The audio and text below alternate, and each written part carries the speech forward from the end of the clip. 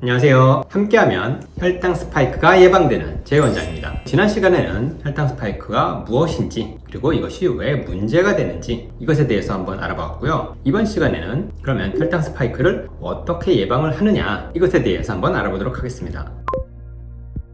이 혈당 스파이크를 방지하려면요, 첫 번째 우선 속도에 집중을 해야 됩니다. 이 혈당 스파이크는 혈당이 많이 올라가는 게 문제가 아닙니다. 혈당이 빨리 올라가는 게 문제예요. 혈당이 똑같이 200까지 올라가더라도 이게 천천히 올라가는 것보다는 200까지 순식간에 올라가는 게, 요럴 때 이제 활성산소가 많이 발생이 되고 문제가 된다고 했었죠. 즉 속도 문제입니다. 그러면 혈당 스파이크를 예방하려면 어떻게 하면 혈당이 오르는 속도를 늦출 수 있느냐, 이렇게 접근을 해야 됩니다. 그럼 제일 먼저 우리가 쉽게 할 수 있는 건 뭐냐면 먹는 속도를 늦추는 겁니다. 식사를 천천히 한다는 거죠. 이 식사를 5분도 안 돼서 후딱 먹어 치워버리면 인슐린이 나오고 뭐 이럴 틈이 없습니다. 적어도 한 15분에서 20분 식사를 천천히 하셔야 몸에서도 이 대비를 할 수가 있습니다. 이쪽 이제 왼편에 보시면 이게 이제 식후에 인슐린이 나오는 그래프를 보여주고 있는데요. 보시면 식사를 하고 나서 초기 인슐린 분비라고 하는데요. 이게 한 5분 이내에 거의 최고치까지 쭉 나오게 됩니다. 그리고 이후에 후속되는 인슐린이 서서히 나오면서 혈당을 조절하게 되는데요. 이 5분도 안 돼서 초기 인슐린 분비가 나올 틈도 없이 음료수 같은 걸 쑥 들이켜버리면요, 이 당뇨가 없는 분들도 혈당 스파이크가 뜰 수밖에 없습니다. 더군다나 당뇨가 있는 분들은 뭐라고 그랬어요? 이 초기 인슐린 분비가 안 나온다고 했죠. 이 초기 인슐린 분비가 안 나오는 상황이면 이후에 후속된 인슐린이 나오기까지 시간이 적어도 5분에서 10분 정도 소요될 수가 있습니다. 그러면은 그 시간까지 인슐린이 나올 수 있도록 시간을 벌어줘야 되는 거예요. 마찬가지로 이 당뇨가 없는 분들 또는 당뇨 정상화, 리버스 다이비티스를 해서 정상 수준 회복된 분들도 이 초기 인슐린 분비가 나오는 타이밍, 이런 것들이 안 맞을 수도 있기 때문에요, 이 시간을 벌어주는 것이 굉장히 중요합니다. 그래서 천천히 식사하는 습관이 필수적인데, 이것도 방법이 또 있습니다. 이 천천히 식사를 하시라고 말씀드렸더니 한 숟가락 먹고 후딱 삼키고 또 한참 있다 또 한 숟가락 먹고 막 이렇게 하는 경우가 있는데, 그게 아니라 첫 숟가락을 입에 넣고 나서 이게 뭐가 됐든 간에 30번 정도는 씹어주셔야 됩니다. 최소한 20번 이상 이렇게 꼭꼭 씹어주면서 우리 몸에 있는 내분비계에 신호를 주는 거죠. 자, 이제 음식이 들어갈 거니까 준비를 해라, 이렇게 이제 신호를 보내는 겁니다. 그래서 음식을 천천히 첫 숟가락을요 20번 또는 30번 이상 충분히 씹어주고 나면은 이 췌장에서 앞으로 혈당이 오를 거다라는 신호를 받고 인슐린 분비하게 되죠. 그리고 여기 관여하는 게 뭐였어요? 바로 인크레틴. 그 중에서도 GLP-1이라는 호르몬이 있습니다. 그래서 천천히 이렇게 음식을 첫 숟가락을 입에 넣고 20번 씹어주다 보면은 이 GLP-1이라는 호르몬이 더 많이 분비가 되게 돼요. GLP-1은 그 인크레틴이라는 호르몬들 중에서도 가장 중요한 역할을 하기 때문에 이번에 한번 좀 자세히 다뤄볼 건데요. GLP-1이 하는 첫 번째 효과는 뭐냐면 인슐린 분비를 촉진합니다. 아까 보여드렸던 것처럼 이 음식물이 들어오고 나서 췌장에서 인슐린이 나와버리면 이미 혈당이 올라가 버리고 말아요. 그래서 누가 관여를 하느냐? 이 GLP-1, 인크레틴이라는 호르몬 중에 하나인데요. 이 호르몬이 먼저 나와서 췌장을 자극을 합니다. 그래서 음식물이 입안에 들어가고 나서 바로 췌장에서는 인슐린이 나올 수 있도록 신호를 보내게 되는 거죠. 그래서 이 GLP-1 분비를 촉진을 시킨다, 오래 씹어 먹으면요. 그리고 두 번째는 뭐냐면 이 글루카곤 분비를 또 억제를 합니다. 평소에는 혈당이 높은 상태가 아니니까 이 글루카곤 호르몬이 나와서 우리 몸의 혈당을 좀 어느 정도 유지를 해주게 되는데요. 앞으로 음식물이 들어오고 나서 혈당이 올라갈 게 뻔하기 때문에 이 글루카곤이 나올 필요가 없겠죠. 그래서 이 GLP-1이 분비가 되면은 인슐린 분비는 촉진을 시키고 이 글루카곤 분비는 억제를 시켜서 혈당이 오르는 걸 더 막아줍니다.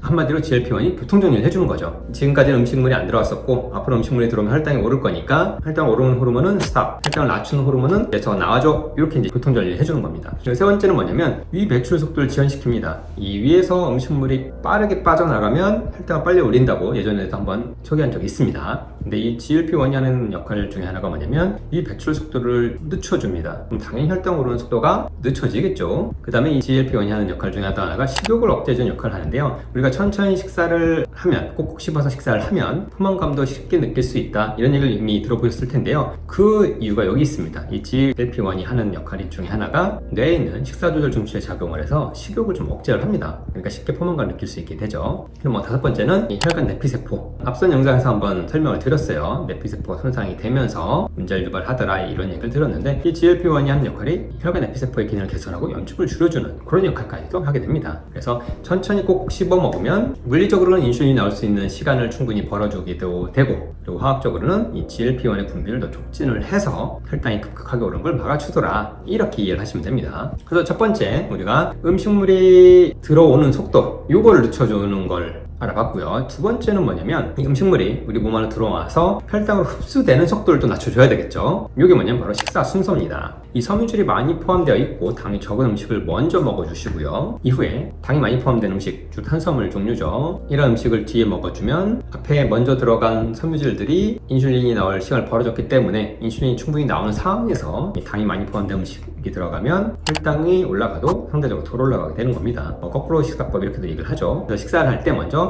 야채 종류, 섬유질을 많이 포함한 야채 종류를 먼저 드시는 거예요. 그래서 야채 종류를 먼저 드시면 이 야채 안에 들어있는 섬유질들이 어떤 역할을 하냐면요, 위 배출 속도를 늦춰줍니다. 위에서 음식물이 빨리 빠져나가지 않아야 그만큼 소장에서 소화 흡수되는 시간이 오래 걸리겠죠. 그러면 이 야채 중에서도 이 섬유질들이 위장에 있는 소화 분비액들과 만나서 뭘 형성하냐면 이 젤 타입 점성 있는 물질을 좀 형성을 합니다. 끈적끈적하게 되는 거죠. 그러면 위에서 쑥 빠져나가는 게 아니라 조금 천천히 빠져나가게 해주는 거죠. 그리고 이 위를 빠져나간 음식물들이 소장으로 들어가면 아까 말씀드린 이 젤 타입 요 막들이 또 어떤 역할을 하냐면, 이 소장에서 음식물이 소화 흡수돼서 혈당으로 가게 되는 과정을 또 방해를 합니다. 이 그림으로 잠깐 설명을 도와드리면, 여기 있는 이제 초록색 부분, 이 부분이 소장벽이고요. 거기에는 이런 식으로 육무 구조가 되어 있어서 소화 흡수를 촉진하도록 되어 있죠. 이 빨간색 음식물이다 이렇게 보시면, 이 음식물과 이 소장벽 사이에 아까 그 젤 타입의 물질들이 이런 식으로 벽을 형성하게 되는 겁니다. 장벽을요. 그러면 소장에서 음식물을 소화하려고 내보내는 이 소화 효소들도 좀 방해를 하게 되고, 그러면 소화가 빨리 안 이루어지겠죠. 그 다음에 이 음식물에 있는 당이 소장벽으로 이렇게 이동하는 것도 이 젤타입 벽이 방해를 하게 되는 겁니다. 그래서 당이 빨리 흡수되지 않게 막아주는 역할을 하는 거죠. 그래서 결과적으로 혈당이 급격하게 올라가는 것을 억제를 해주고 인슐린 부담을 줄여주는 데 도움이 되더라, 이런 얘기입니다. 그래서 섬유질 중에서도 사실은 이제 수용성이 있고 불용성이 있는데요. 이런 작용을 주로 하는 섬유질들은 이제 수용성 섬유질입니다. 주로 이제 귀리, 보리, 렌틸콩, 병아리콩, 당근, 사과 껍질까지 포함해서요. 이런 종류 식품들이 많이 들어있는데요. 그래서 뭐 병아리콩도 많이 드시고 비리 같은 것도 많이 잡곡밥에 넣어서 드시곤 하죠. 그런 이유가 바로 여기에 있는 겁니다. 그렇다고 이 불용성 섬유질들은 뭐 소용이 없느냐? 뭐 그렇진 않아요. 불용성 섬유질도 다 하는 역할이 있습니다. 일부러 수용성, 불용성을 나눠서 편중되게 섭취하실 필요는 없고요. 야채 종류는 골고루 드시되 이 수용성 섬유질들은 좀 더 혈당에 도움이 되는구나, 이렇게 참고하시면 될 것 같습니다. 그리고 이 야채를 먼저 섭취를 하시면 이 섬유질이라는 역할이 또 뭐가 있냐면, 아까 우리가 음식물 천천히 씹어서 식사를 하면 GLP-1이라는 호르몬이 분비가 더 잘 된다고 했죠. 이 섬유질이라는 역할도 마찬가지입니다. 이 GLP-1이라는 호르몬 분비를 촉진하기 때문에 마찬가지로 혈당이 급속하게 올라가는 것을 막아줄 수가 있죠. 그래서 이렇게 섬유질을 먼저 먹어주고 그 다음에 단백질과 지방 종류를 섭취를 해주시면, 이 단백질과 지방에 있는 당은 이 탄수화물에 있는 당보다는 당으로 분해되는데 몇 단계 과정을 거치게 되어 있습니다. 그래서 탄수화물에 있는 당보다는 소화 흡수되는 속도가 늦어요. 그래서 야채 종류를 먼저 드시고 그 다음에 지방과 단백질 종류를 드시고 그 다음에 탄수화물을 드시면 이미 인슐린이 나올 시간도 벌어져 있기 때문에 상대적으로 혈당을 천천히 올리게 되는 거죠. 대신 이 지방 종류를 드실 때는 포화지방이 적은 걸 드셔야 됩니다. 포화지방이 많은 지방 섭취를 하시게 되면 LDL 콜레스테롤을 높이는 주범이 되기도 하기 때문이죠. 그래서 음식 순서까지 말씀을 드렸고, 이 세 번째는 뭐냐면 음식 종류 자체가 혈당을 빨리 오는 식품군들이 정해져 있습니다. 뭐 요거를 수치화해서 GI 지수 이렇게도 나타내기도 하는데요. 뭐 이렇게까지 생각하면 복잡합니다. 그래서 혈당 스파이크를 예방하기 위해서 음식 종류를 섭취할 때 GI 지수를 활용할 수도 있다. 그런데 방법은 아주 간단합니다. 뭐냐면 면, 빵, 떡, 거기다 음료수 하나 더 추가하면 양념장, 이런 거는 피해주자. 왜냐면 이 5가지는요 혈당을 아주 빨리 올리는 식품 종류죠. 그래서 GI 지수를 어렵게 고민할 필요 없이 일단 얘네만 피해주자, 그러면 일단은 80점 이상은 한 겁니다. 그 다음에 이제 혈당 스파이크를 예방하는 방법 중에 네 번째, 조금씩 자주 먹는 방법이 있습니다. 그래서 실제로 환자분들 중에서도 혈당이 너무 빨리 많이 올라가니까 조금씩 자주 먹는다는 분들도 종종 계시긴 하는데, 사실 저는 이걸 별로 권해드리진 않습니다. 이 혈당 스파이크가 사실 한 입만 먹어도 혈당이 팍 치솟는 상황인 건데요, 이걸 반입 먹는다고 이게 해결이 되는 그런 건 아닙니다. 처음 말씀드린 것처럼 혈당 스파이크는 양이 아니라 이 속도 문제예요. 그리고 자주 먹게 되면 췌장 자체도 부담을 주게 되죠. 췌장이 인슐린 자주 분비해야 되기 때문에 췌장도 지치게 되고, 장기적으로는 오히려 인슐린 저항을 높이는 결과를 초래하기도 합니다. 쉽게 예를 들면 저희가 이제 하루에 8시간 근무를 하고 있어요. 근데 한 번에 8시간 근무하는 게 좀 너무 힘드니까 시간을 좀 나눠주겠다 이렇게 나눴어요. 그래서 하루에 6시간 근무를 하고 대신 1시간은 이따 저녁에 하고 또 1시간은 이따가 새벽에 한번 일을 해라, 이렇게 얘기를 하면 좀 싫지 않겠습니까? 저는 좀 싫을 것 같습니다. 근데 췌장도 이거를 싫어합니다.